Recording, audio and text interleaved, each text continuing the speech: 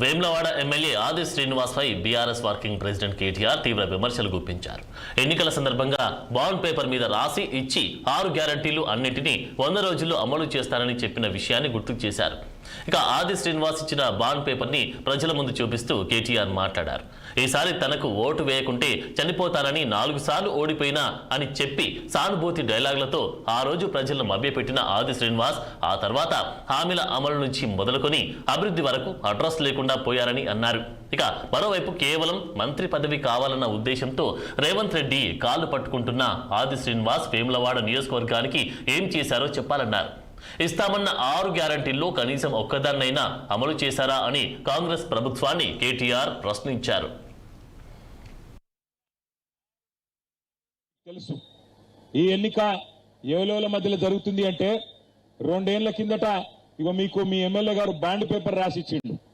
Bond paper మీ bond paper ఎమ్మెల్యేకు 10 ఏళ్లు అభివృద్ధి చేసిన బీఆర్ఎస్ కు మధ్యలో ఎలక్షన్ జరుగుతుంది. ఏం రాసిచ్చిండు ఎరికేనా? బాండ్ పేపర్లా ఇగో మీ ఎమ్మెల్యే గారు రాసిచ్చిందే, ఇది నాది కాదు, నేను తెచ్చుకున్న ఇయ్యాలని. ఏం రాసిండు అని ఏం రాసిండంటే, నా పేరు ఆది శ్రీనివాస్ గోవిందు, నా వయస్సు 58 సంవత్సరాలు, నేను రుద్రంగి వాస్తవ్యుణ్ణి, కాంగ్రెస్ పార్టీ నుంచి అభ్యర్థిగా పోటీ చేస్తున్నా. ఈ సందర్భంగా నా నియోజకవర్గ ప్రజలకు ఈ విధంగా ప్రమాణం చేస్తున్నా. ఏం ప్రమాణం చేసిండు? ఎన్నికల్లో గెలిచిన తర్వాత కాంగ్రెస్ పార్టీ ప్రకటించిన 6 గ్యారంటీలను 100 రోజుల్లో నేను ఖచ్చితంగా అమలు చేస్తాను. బాండ్ పేపర్ మీద రాసిచ్చిండు. మరి అమలు అయినాయా?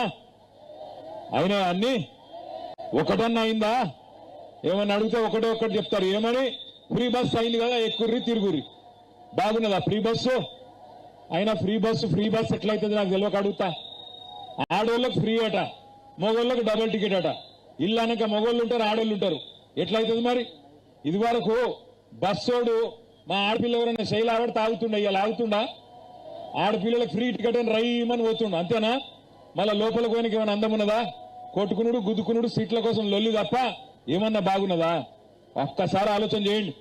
కేసీఆర్ గారి నాయకత్వంలో 10 ఏళ్లు వేములవాడ నియోజకవర్గంలో ఏమేం కార్యక్రమాలు చేసుకున్నామో, ఆనాడు చిన్నమనేని రమేష్ గారు ఎమ్మెల్యేగా ఉన్నప్పుడు ఎన్ని కార్యక్రమాలు జరిగినాయో ఒక్కసారి గుర్తు తెచ్చుకోండి.